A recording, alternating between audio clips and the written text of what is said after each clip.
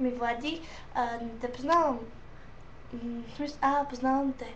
Да, но ние съвсем малко сме се виждали и това беше когато се бяхме много скарали и когато да се мразехме. Там дед Венеса и други те гонехме 73-то.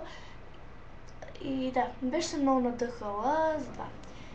Иначе, да знам, може си хубава, може си грозна, може си някаква сладичка. Мисля, да сега си някаква супер сладичка, да, миличка, ми изглеждаш. Имаш много яка коса, не като моята. И да, това е, което мисля за тебе. Нещо друго не мисля, защото не те знам как така в много време. Да.